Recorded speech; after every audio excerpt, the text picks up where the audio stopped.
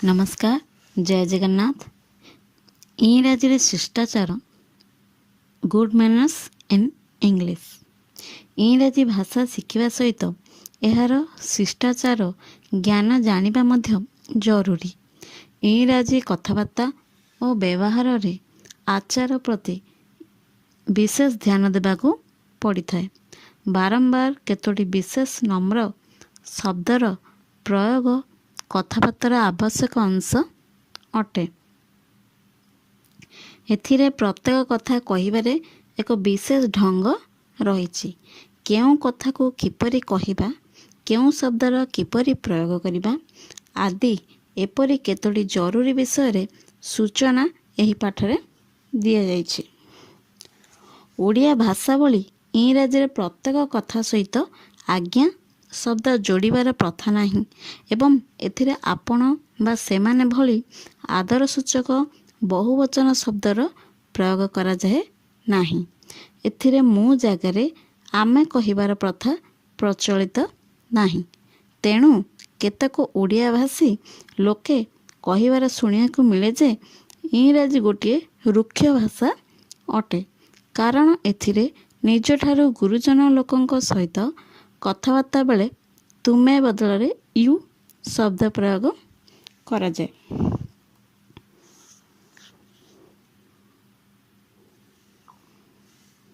परंतु वास्तव रे एपरि कथा नुहे। प्रकृत रे इंग्राजी भाषा रे आपण और सेमाने शब्द नहीं, किंतु कथा कथारे शिष्टाचार प्रकट करिवार प्रथा रहिछि। प्रकृत और स्वाभाविक इंग्राजी शिखिबा पई एही कथा प्रति सबुबले ध्यान दियंतु। इंग्राजी रे एपरि शब्द को मनरे दोहरांतु। एथिरे इंग्राजी जातिर शिष्टाचार जड़ित होइछि। एगुड़िक इंग्राजी भाषार बहुत महत्वपूर्ण शब्दावली अटे। Number 1 please, number 2 thanks, number 3 welcome, number 4 kindly, number 5 allow me, number 6 after you, number 7 sorry, number 8 excuse me, number 9 pardon, number 10 that is all right, number 11 it's my pleasure। Number 1 जदि आपणक कोनोसी लोकंक ठारू pen नेबाकू चाहंती बा गोटिए गिलास पानी मागियाकू चाहंती किंबा काहारिकू समय पचारती अथवा काहारिकू उत्तर रे हाँ कहबाकू चाहंती, तेबे वाक्य रे प्लीज शब्दर प्रयोग करिबाकू हेबो। जदि आपण केवल प्लीज कहि देई रही जिबे तेबे भी चलिबो, किंतु जदि आपण प्लीज बा काइंडली आदि समान अर्थर शब्द प्रयोग करते नाही तेबे आपणको अभद्र कहाजिबो। ओडिया रे आपण एपरि कहि दियंती यथा नंबर 1 टिके आपण पेन देबे, नंबर 2 गोटे ग्लास पानी, नंबर 3 केतडा बाजिछि, नंबर 4 हाँ पी देबी। किंतु जदि आपण ओडिया भली इंग्राजी रे निम्नोक्त वाक्य कहिबे तेबे केही भी इंग्राजी लोक जानिबो जे आपण असभ्य अटंती किंबा कौनसी विदेशी जे कि इंग्राजी शिष्टाचार सहित परिचित नुहंती। Number 1 give me your pen, number 2 give me a glass of water, number 3 what is the time, number 4 yes I will drink it. जदि आपण कहंती number 1 may I have your pen please, number 2 a glass of water please, number 3 time please, number 4 yes please. अथच जदि आपण एपरि वाक्य गुडी को निम्न मते कहिबे तेबे बुझाजिबो जे आपण सभ्य। Number 1 may I have your pen please, number 2 give me a glass of water please, number 3 what is the time please. ଯଦି କୌଣସି ବ୍ୟକ୍ତି ଆପଣଙ୍କର ସାମାନ୍ୟ କାମ କରିଦିଅନ୍ତି, ଉଦାହରଣ ସ୍ୱରୂପ ଆପଣ ଟାଇମ୍ ପଚାରିଲେ ବା ଘର ଠିକଣା ପଚାରିଲେ ଏବଂ ସେ କହିଦେଲେ, ତେବେ ତାଙ୍କୁ ଥ୍ୟାଙ୍କ ୟୁ କହିବା ଭୁଲନ୍ତୁ ନାହିଁ। ହଁ, ଆପଣ ଖାଲି ଥ୍ୟାଙ୍କସ୍ ମଧ୍ୟ କହିପାରନ୍ତି। ଯଦି ଆପଣଙ୍କୁ ଅଧିକ କୃତଜ୍ଞତା ଜଣାଇବାକୁ ଚାହାନ୍ତି, ତେବେ କହିପାରନ୍ତି many many thanks to you କିମ୍ବା ଥ୍ୟାଙ୍କ ୟୁ ଭେରି ମଚ୍। କେହି ଆପଣଙ୍କୁ ଆଉ କିଛି ନେବାକୁ କହନ୍ତି ଓ ଆପଣ ଆଉ ନେବାକୁ ଚାହାନ୍ତି ନାହିଁ, ତେବେ ଓଡ଼ିଆରେ କହିବା ଭଳି ମୁଁ ଆଉ ନେବାକୁ ଚାହେଁ ନାହିଁ, I don't want to take more କହିବା ପରିବର୍ତ୍ତେ ସଂକେତ ପରେ କୁହନ୍ତୁ ନୋ ଥ୍ୟାଙ୍କସ୍।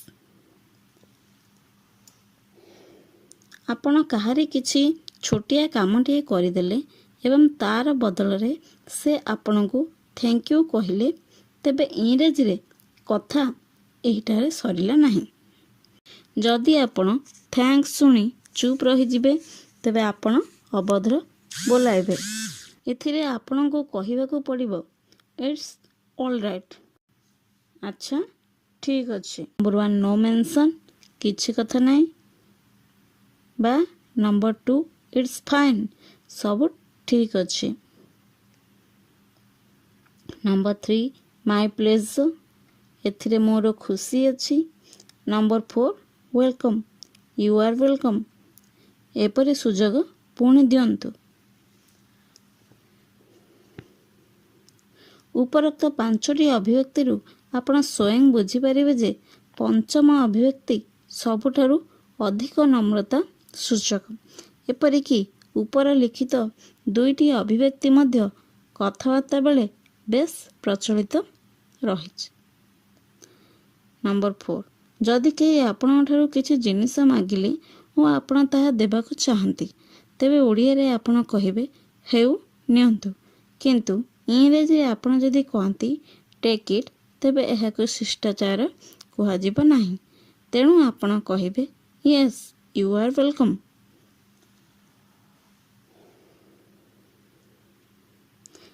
କିମ୍ବା ୱିଥ୍ ଗ୍ରେଟ୍ ପ୍ଲେଜର୍।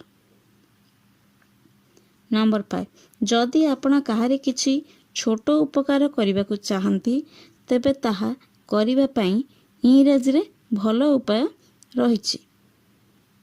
ଉଦାହରଣ ସ୍ୱରୂପ ଆପଣ କୌଣସି ମହିଳାଙ୍କ କୋଳରୁ ଶିଶୁଟିକୁ ନେବାକୁ ଚାହାନ୍ତି, ତେବେ କହିବେ ଆଲୋ ମି। ଅଥବା କୌଣସି ବୃଦ୍ଧ ବ୍ୟକ୍ତିଙ୍କ ବ୍ୟାଗଟି ଉଠାଇ ସାହାଯ୍ୟ କରିବାକୁ ଚାହାନ୍ତି, ତେବେ କହିବେ ମେ ଆଇ ହେଲ୍ପ ୟୁ। ଅର୍ଥାତ୍ ମୋତେ ଅବସର ଦିଅନ୍ତୁ ବା କ'ଣ ମୁଁ ଆପଣଙ୍କୁ ସାହାଯ୍ୟ କରିପାରିବି କି? କୌଣସି କୋଠରୀ ବା ପ୍ରଦର୍ଶନୀରେ ଆପଣ ବିକ୍ରେତା ବା ଗାଇଡ୍ ହୋଇଥିଲେ ମେ ଆଇ ହେଲ୍ପ ୟୁ କହି ଆପଣ ଲୋକଙ୍କୁ ଆପଣଙ୍କ ଆଡ଼କୁ ଆକର୍ଷିତ କରିପାରିବେ। ନମ୍ବର 6 କୌଣସି ମହିଳା ବା ବୃଦ୍ଧ ବ୍ୟକ୍ତିଙ୍କୁ ରାସ୍ତା ଦେବାବେଳେ ଆପଣ କହିଥାନ୍ତି ଆପଣ ପ୍ରଥମେ, ମାତ୍ର ଇଂରାଜୀରେ ଏପରି କଥାବାର୍ତ୍ତା ବେଳେ ଆପଣ ଫାଷ୍ଟ ୟୁ ନ କହି କହିବେ ଆଫ୍ଟର ୟୁ। ନମ୍ବର 7 ଇଂରାଜୀରେ କଥା କଥାକେ ଖେଦ ପ୍ରକଟ କରିବା ପ୍ରଥା ରହିଛି। ଓଡ଼ିଆରେ ଆମେ ଖେଦ ପ୍ରକଟ କରନ୍ତି କିମ୍ବା କ୍ଷମା ମାଗନ୍ତି କେବଳ ଯେତେବେଳେ କୌଣସି ବଡ଼ ଭୁଲ ହୋଇଯାଏ। କାହାରିକୁ ସମୟ ଦେଇ ଠିକ୍ ସମୟରେ ପହଞ୍ଚି ନ ପାରିଲେ ବା ଖେଦ ପ୍ରକଟ କରୁ ଏବଂ ସମୟ ନେଇ ସେଦିନ ଆଦୌ ନ ପହଞ୍ଚିଲେ ସେପରି ଅପରାଧ ପାଇଁ ଆମେ କ୍ଷମା ମାଗିଥାଉ। କିନ୍ତୁ ଇଂରାଜୀରେ ଛୋଟ ଛୋଟ କଥାରେ ସରି, ଏକ୍ସକ୍ୟୁଜ୍ ମି କିମ୍ବା ପାର୍ଡନ୍ ଆଦି ଶବ୍ଦ ପ୍ରୟୋଗ କରାଯାଏ। ଯଥା ନମ୍ବର କ ଆପଣଙ୍କ ହାତ କାହାରି ଦେହରେ ବାଜିଗଲେ ତୁରନ୍ତ କହିବାକୁ ହେବ ସରି। ଖ 2 ଜଣ ଲୋକ ରାସ୍ତାରେ ଛିଡ଼ା ହୋଇ କଥାବାର୍ତ୍ତା କରୁଛନ୍ତି ଏବଂ ଆପଣଙ୍କୁ ସେ ବାଟରେ ଯିବାକୁ ଅଛି, ତେବେ ଆପଣଙ୍କୁ କହିବାକୁ ହେବ ଏକ୍ସକ୍ୟୁଜ୍ ମି। ସେହିପରି ଲୋକଙ୍କ ପାଖରେ ବସିଥିବା ବେଳେ ଆପଣଙ୍କ କାହାରିକୁ କିଛି ସମୟ ପାଇଁ ଯିବାକୁ ହେଲେ ଆପଣ କିଛି ନ କହି ଚୁପଚାପ ଉଠିଯିବେ ନାହିଁ, ବରଂ କହିବେ ଏକ୍ସକ୍ୟୁଜ୍ ମି। କୌଣସି ବ୍ୟକ୍ତିଙ୍କ ଧ୍ୟାନ ଆପଣଙ୍କ ଆଡ଼କୁ ଆକର୍ଷିତ କରିବା ପାଇଁ ଆପଣ କହିବେ ଏକ୍ସକ୍ୟୁଜ୍ ମି ଓ ପରେ ଆପଣ ନିଜ କଥା କହିପାରିବେ।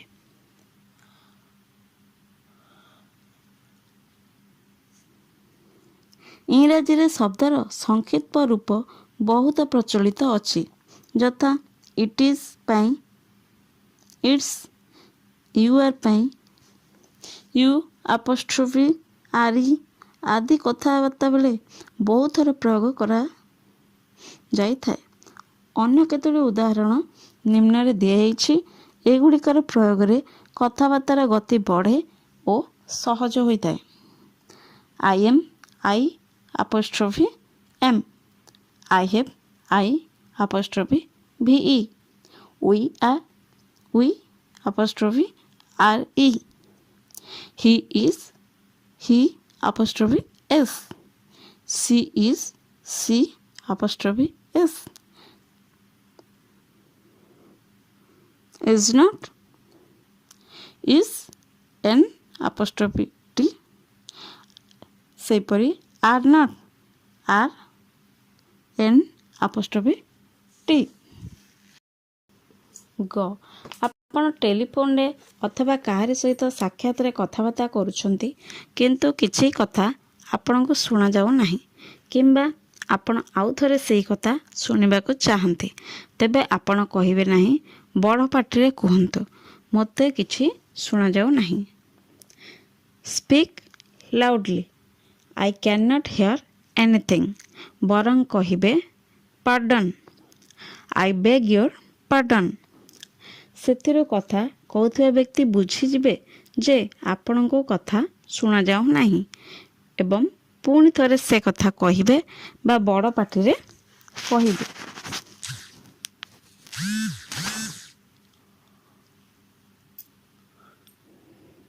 ଘ ଯଦି କେହି କୋଠରୀରେ ବସିଛନ୍ତି ଓ ଆପଣ ତାଙ୍କ ଘରେ ଯାଇ ତାଙ୍କ ସହିତ କଥାବାର୍ତ୍ତା କରିବାକୁ ଚାହାନ୍ତି, ତେବେ ପୂର୍ବରୁ କିଛି ସୂଚନା ନ ଦେଇ କିମ୍ବା ଅନୁମତି ନ ନେଇ ଘର ଭିତରକୁ ପଶିଯିବେ ନାହିଁ, ବରଂ ଇଂରାଜୀରେ କହିବେ may I come in please,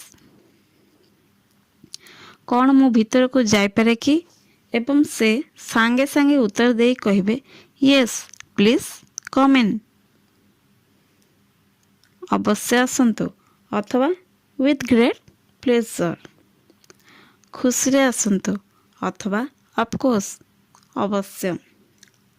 ଏପରି ଔପଚାରିକତା ବା ଶିଷ୍ଟାଚାରରେ ପରିପୂର୍ଣ୍ଣ ଇଂରାଜୀ ଭାଷା, ତେଣୁ କଥାବାର୍ତ୍ତା ସମୟରେ ଏହି ଭାଷାର ରୀତିକୁ ସର୍ବଦା ମନେ ରଖିବା ଉଚିତ।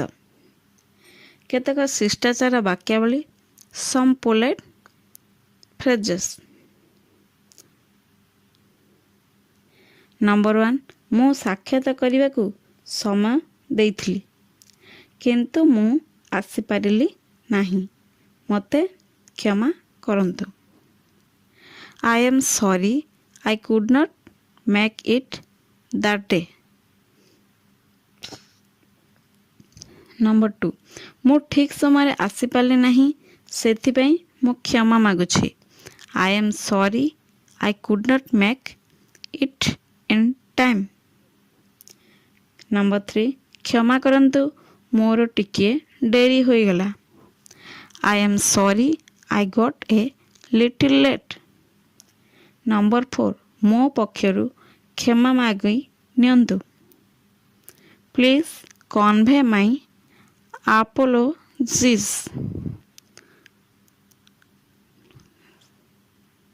ନମ୍ବର 5, ଭୁଲରେ ଏପରି ହୋଇଗଲା, କ୍ଷମା କରିଦିଅନ୍ତୁ। It was all by mistake.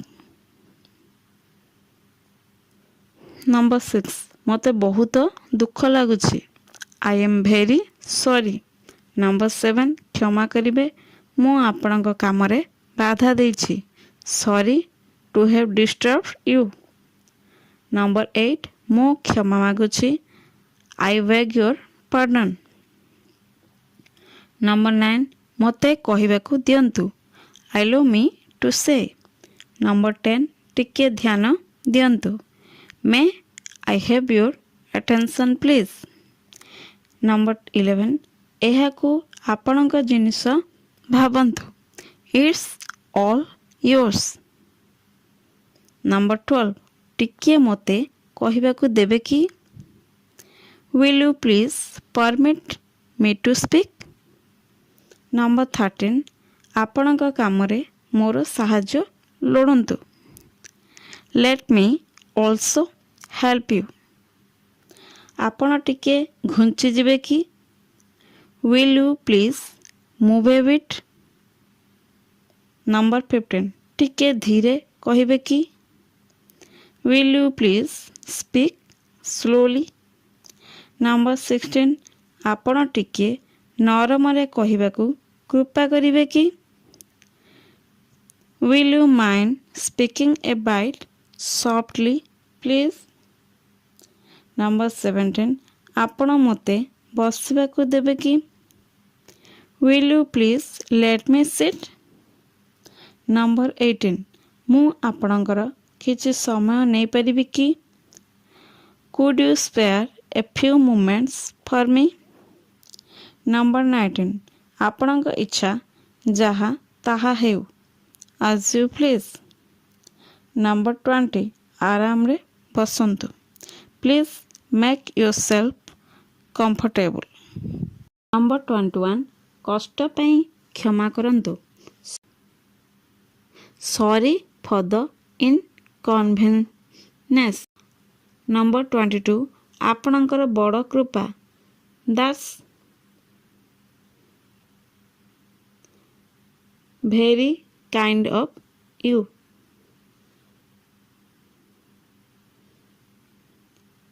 Number 23 ନିଅନ୍ତୁ, ଖାଆନ୍ତୁ। Please help ୟୁରସେଲ୍ଫ। ନମ୍ବର 24 ଆପଣଙ୍କ ସହିତ ଭେଟି ଖୁସି ହେଲି।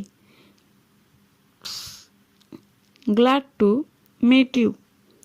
ନମ୍ବର 25 ଆପଣଙ୍କର ଭଲ ପରାମର୍ଶ ପାଇଁ ଧନ୍ୟବାଦ। Thank you for your kind or valuable advice. Number 26 ମୁଁ ଯଥାଶକ୍ତି ଚେଷ୍ଟା କରିବି। ଆଇ ୱିଲ୍ ଟ୍ରାଏ ମାଇ ଲେବଲ୍ ବେଷ୍ଟ। ନମ୍ବର 27 ଆଶା କରୁଛି ଆପଣମାନେ ମଜାରେ ଅଛନ୍ତି। Hope you are enjoying yourself. ମନେ ରଖନ୍ତୁ, ରିମେମ୍ବର।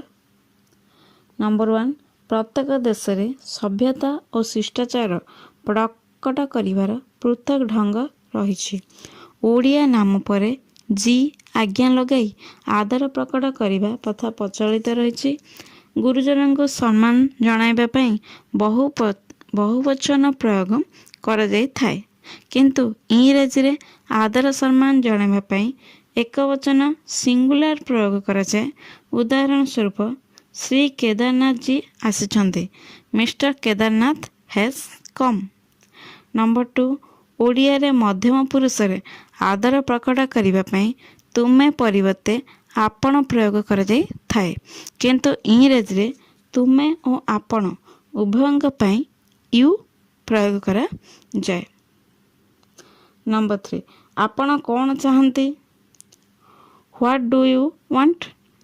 ସେହିପରି ଓଡ଼ିଆରେ ଅନ୍ୟ ପୁରୁଷଙ୍କୁ ଆଦର ପ୍ରଦର୍ଶନ କରିବାକୁ ସେ ସହିତ କ୍ରିୟାରେ ବହୁବଚନ ପ୍ରୟୋଗ କରାଯାଇଥାଏ, କିନ୍ତୁ ଇଂରାଜୀରେ କେବଳ ଏକବଚନ ପ୍ରୟୋଗ କରାଯାଏ।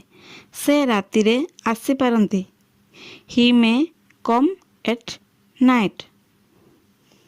ବି କ୍ଷମା ମାଗିବା ପାଇଁ ଇଂରାଜୀରେ କେତେଗୁଡ଼ିକ ଶବ୍ଦ ରହିଛି ଯାହାକୁ ବାକ୍ୟରେ ବ୍ୟବହାର କରାଯାଇଥାଏ। ସେହି ଶବ୍ଦଗୁଡ଼ିକର ବାସ୍ତବିକ ଅର୍ଥ ଏଠାରେ ଦିଆଯାଇଅଛି। Number 1 excuse. କ୍ଷମା କରିବା ସାଧାରଣ ଅର୍ଥରେ ପ୍ରୟୋଗ କରାଯାଏ। ମୋତେ କ୍ଷମା କରନ୍ତୁ। ପ୍ଲିଜ୍ ଏକ୍ସକ୍ୟୁଜ୍ ମି। Number 2 forgive. दंड करिबा भावना सबुदिन ପାଇଁ मनରୁ କାଢ଼ିଦେବା। हृदयରୁ क्षमा କରିदेବା ଯଥା